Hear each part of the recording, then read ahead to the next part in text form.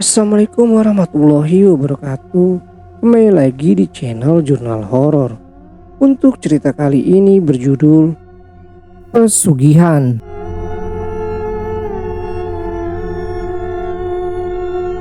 Tahun 1994. Aku terlahir dari keluarga yang berkecukupan. Karena saat itu mbah buyutku merupakan orang paling kaya di desaku, yaitu Desa P, di salah satu kabupaten di Jawa Timur. Bagaimana tidak, mbah buyutku merupakan pemilik sekitar 40% tanah di desaku. Rumah mbah buyutku tidak terlalu besar, tapi untuk ukuran rumah di zaman itu sudah masuk kategori mewah. Karena rumah mbah buyutku memiliki arsitektur rumah adat Jawa, yaitu joglo. Mbah buyutku pun memiliki seperangkat alat gamelan lengkap yang itu bukan terbuat dari besi ataupun perunggu, melainkan yang terbuat dari kuningan. Bayangkan saja di tahun tersebut ada orang desa yang memiliki seperangkat gamelan Jawa kuningan, yang saat ini saja harganya masih berkisar 100 jutaan. Tidak diragukan lagi, mbah buyutku merupakan orang yang kaya raya. Seminggu setelah kelahiranku, aku terjatuh saat bapakku sedang menggendongku. Di usia 1 minggu, aku sudah jatuh dari gendongan orang dewasa. Dan bapakku memiliki perawakan yang cukup tinggi. Aku terjatuh ke lantai begitu saja. Dan detik itu juga, aku mengalami koma selama 1 minggu. Orang tuaku benar-benar bingung dan terpukul atas kejadian yang menimpaku, terutama bapakku yang sangat merasa bersalah karena beliau telah lalai menjagaku. Namun untuk keluarga besarku, di mana mbah buyutku merupakan seorang petani sukses di desaku, bukan perkara sulit untuk membawaku ke dokter. Pada waktu itu, untuk periksa dan berobat ke dokter masih terbilang cukup mahal untuk ukuran orang desa. Karena hal tersebut, pada masa itu orang-orang desa lebih memilih untuk berobat ke dukun atau mantri. Keluargaku membawaku ke dokter dengan harapan baik agar aku mampu disembuhkan melalui jalur medis. Akan tetapi, setelah dilakukan pemeriksaan secara medis, menurut dokter tidak ada masalah atau kerusakan di seluruh bagian tubuhku. Dokter pun tidak mampu menjelaskan apa yang sebenarnya menimpaku. Bagian dalam kepalaku pun baik-baik saja. Padahal secara logika, bayi berusia 1 minggu masih memiliki tulang tubuh, apalagi tengkorak kepala yang sangat lunak. Tetapi tidak terdapat sedikit pun kerusakan di dalam kepalaku ataupun benturan di tengkorak kepalaku. Semua benar-benar baik-baik saja. Hal tersebut semakin membuat keluargaku bingung bukan kepalang. Akhirnya keluargaku berusaha melakukan pengobatan ke dukun desa dan tetap tidak membuahkan hasil. Aku masih saja koma. Namun keluargaku tidak putus asa. Keluargaku mencoba bertanya kepada orang pintar di desaku. Dan jawaban dari orang pintar tersebut cukup membuat keluargaku terkejut. Orang pintar tersebut mengatakan, "Anak ini harus terlepas dari sisilah keluarganya agar bisa sembuh." Sontak keluargaku pun kaget dan bingung. Keluargaku sempat mencari alternatif lain. Namun pada akhirnya memang harus menuruti nasihat dari orang pintar tersebut.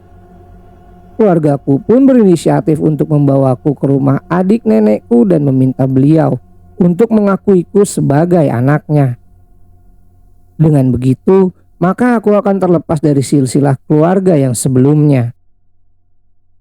Sesampainya di rumah adik nenekku, pada saat itu beliau sudah memahami musibah yang sedang menimpaku.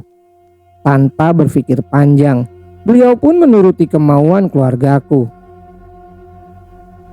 "Sudah ya, bangunlah, sadarlah. Mulai sekarang kamu jadi anakku," ucap adik nenekku sambil mengelus kepalaku.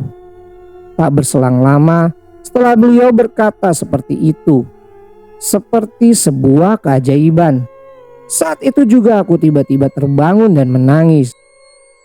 Hanya karena aku telah diakui anak oleh adik nenekku, bukan berarti aku benar-benar menjadi anak beliau.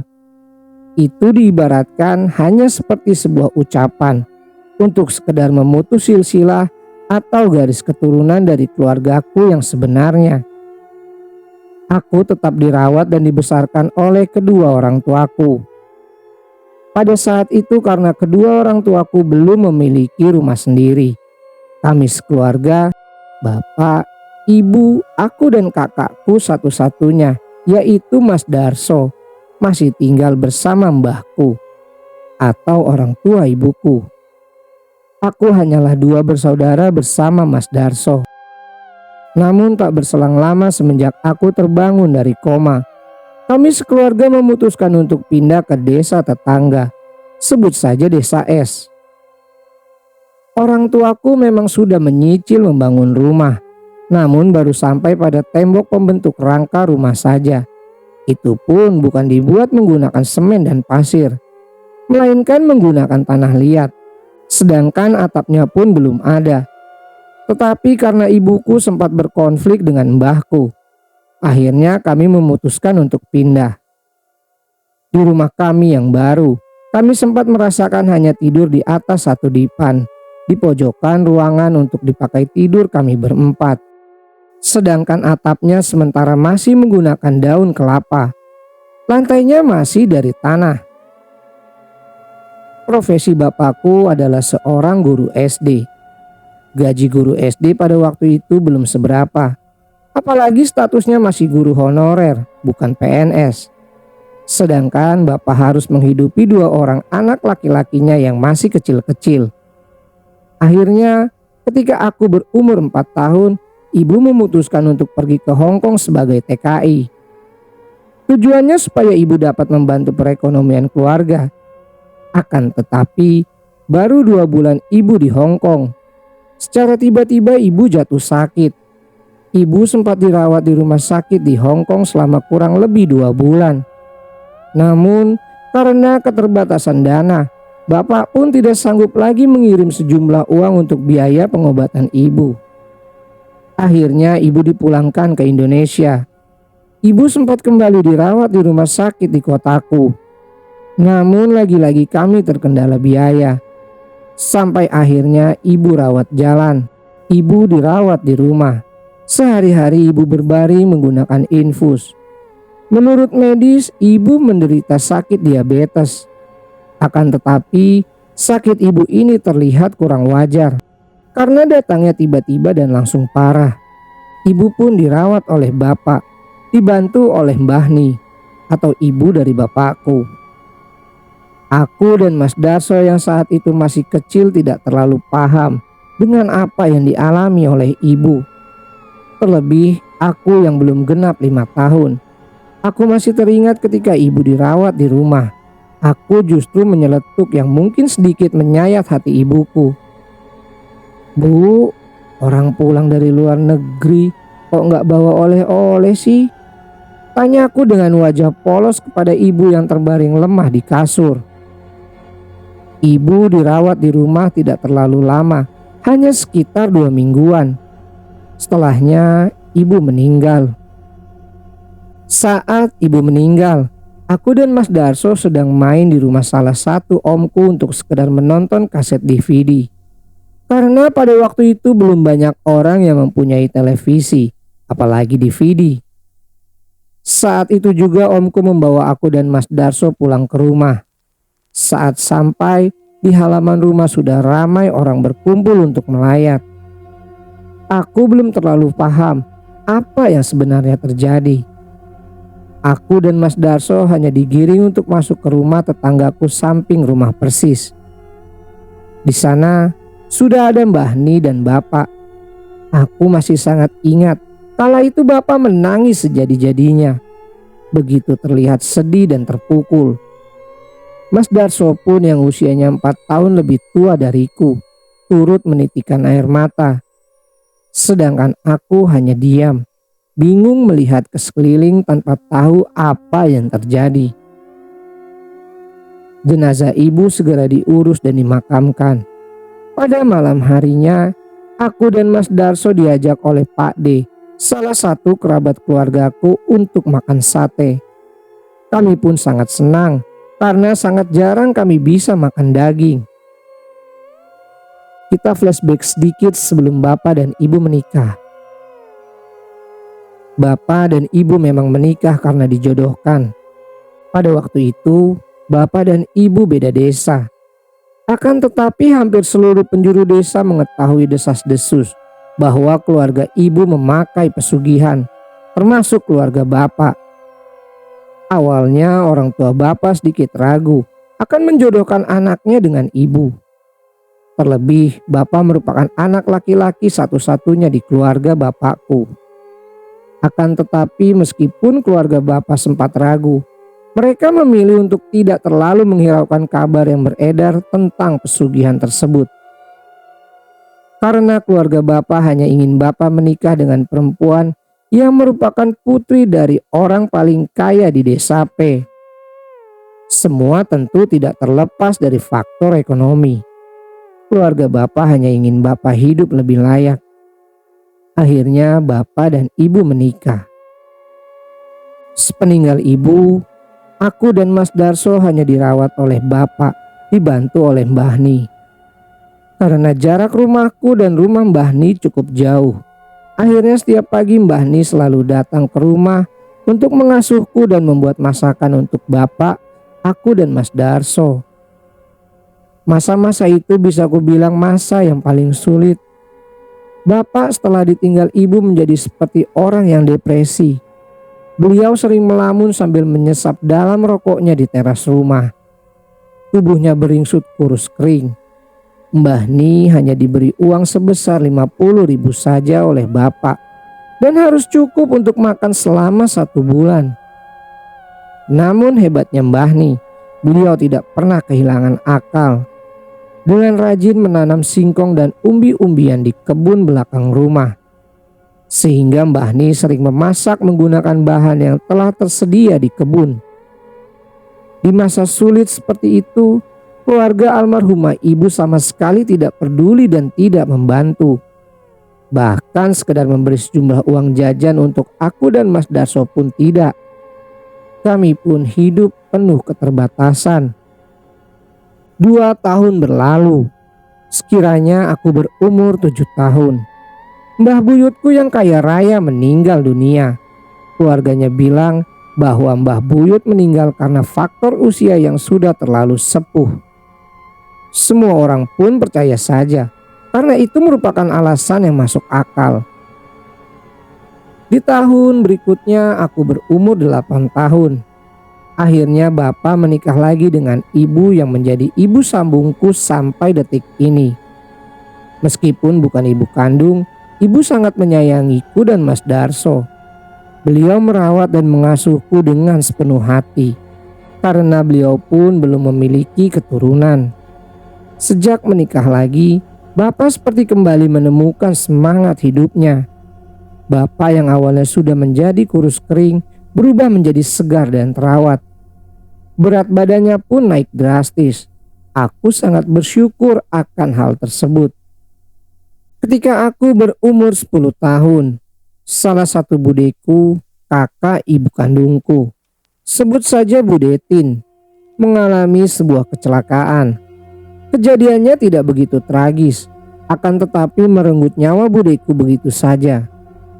Kala itu, Bu Detin selesai memanen kacang di ladangnya. Beliau dijemput oleh anak laki-lakinya. Bude pun dibonceng oleh anaknya tersebut. Bude duduk miring di boncengan motor dengan membopong setumpuk panenan kacang.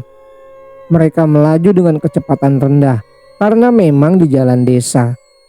Akan tetapi di tengah perjalanan, mereka melewati seorang ibu hamil di pinggir jalan. Panenan kacang Bude secara tidak sengaja menyenggol perut ibu hamil tersebut. Akhirnya Bude kehilangan keseimbangan.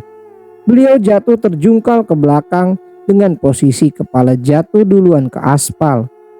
Bude langsung tidak sadarkan diri. Budetin sempat akan dilarikan ke rumah sakit. Akan tetapi beliau menghembuskan nafas terakhir ketika beliau masih di perjalanan menuju rumah sakit. Kemudian ketika aku berumur 13 tahun, Pak Desumo, suami Budetin, secara tiba-tiba mengalami sakit parah. Jika menurut medis, Pak D menderita komplikasi, sakit paru-paru dan lambung. Pak D sempat dirawat di rumah sakit selama kurang lebih 1 minggu. Namun akhirnya Pak D pun meninggal menyusul istrinya yang telah meninggal 3 tahun lalu. Pak Desumo dan Budetin memiliki 3 orang anak. Yang ketiganya sudah beranjak dewasa. Namun ketiga anaknya ini sudah tidak akur satu sama lain. 3 tahun kemudian, tak terasa aku telah menginjak usia 16 tahun. Aku pun masuk di salah satu SMK di kotaku. Aku mulai memperhatikan dengan musibah yang menimpa keluarga besar almarhumah ibu. Jika diperhatikan polanya, terlihat jelas setiap 3 tahun sekali akan ada anggota keluarga yang meninggal. Dimulai sejak almarhumah ibu sampai Pak Desumo. Saat itu salah satu buleku, Bule Sri, istri dari Pak Le Adi atau adik almarhumah ibu. Beliau pun mulai merasakan keanehan yang terjadi di keluarga besar suaminya itu.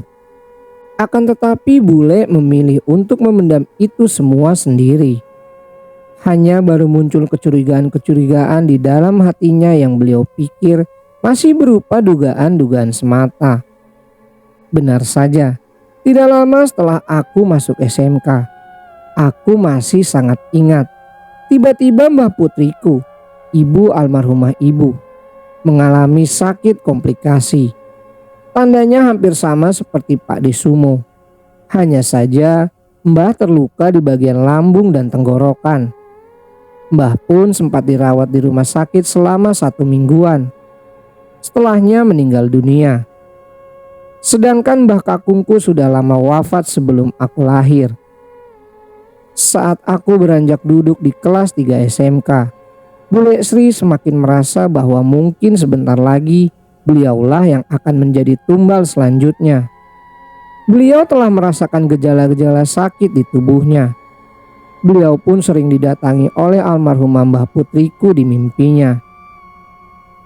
Akhirnya Bule memutuskan untuk mendatangi seorang kiai dan bertanya mengenai hal tersebut.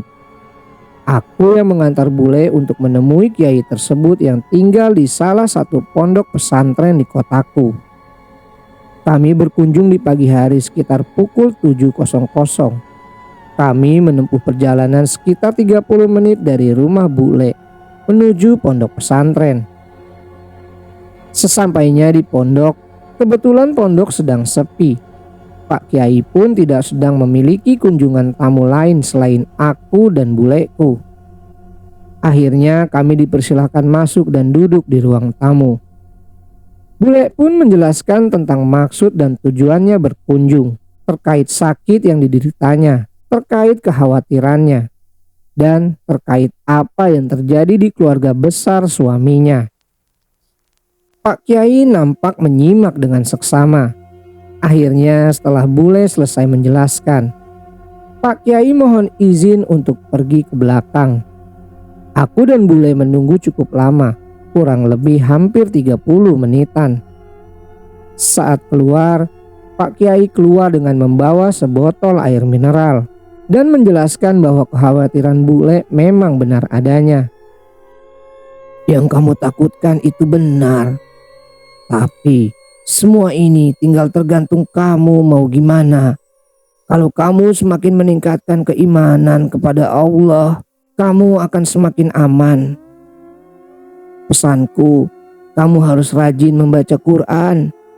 Setiap hari harus mengaji. Sholat jangan sampai ketinggalan. Ditambah dengan sholat sunnah, insya Allah kamu bakal aman, ucap Pak Kiai kepada Bule. Pak Kiai pun menyuruh Bule untuk meminum sebotol air mineral yang tadi dibawa oleh beliau.